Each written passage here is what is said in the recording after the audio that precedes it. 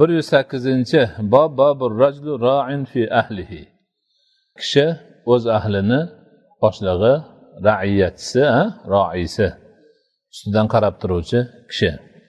Ibn Umar radhiyallohu anhudan rivoyat qilingan. Bu hadis avval ham o'tdi.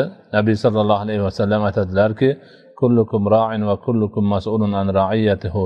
Fal-aminu ra'in va huwa mas'ulun wal-rajulu ra'in fi ala ahlihi va huwa mas'ulun wal-mar'atu ra'iyatun ala bayti zawjiha va hiya mas'ulatun ala va kullukum ra'in va kullukum mas'ulun an ra'iyatihi." Sizlarni har biringiz, barchangiz o'z ra'iyasidan, o'z qaramog'idagilardan mas'uldir. Amin bo'lgan, ishonib bir narsani topshirilgan odam, u ham ro'i hisoblanadi, o'sha ishonib topshirilgan narsasidan mas'uldir. Kishi o'z ahli baytida ro'i hisoblanadi, boshliq hisoblanadi, u ham mas'uldir.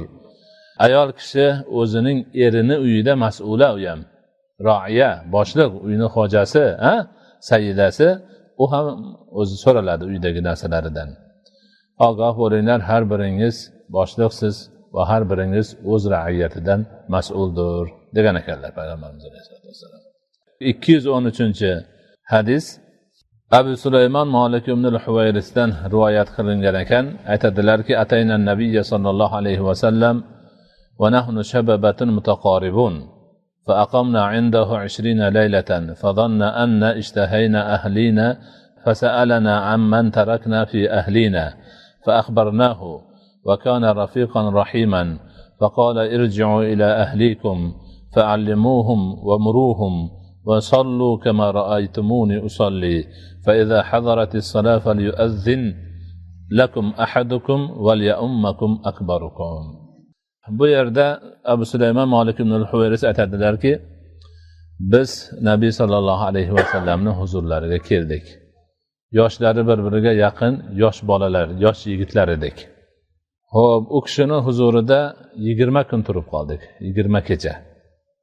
Endi u kishi zot bizni ahlimizni sog'inganimizni gumon qildilar-da, ahlimizdan kimlarni tarqib kelding, orqanglarda kimlar bor deb so'radilar. Biz u zotga xabar berdik. U zot juda ham rafiq, rifq, yumshoqlik, rahmdil bir zot edilar. Aytdilarki, endi ahlilaringizga qaytinglar. Ularga ta'lim beringlar. Din, o'zlaringiz shu 20 kun davomida o'rgangan narsalaringizni ularga ta'lim beringlar. Ularga amri ma'ruf qilinglar. Va men qanday namoz o'qigan bo'lsam, nimni ko'rgan bo'lsangiz, shunday qilib namoz o'qinglar.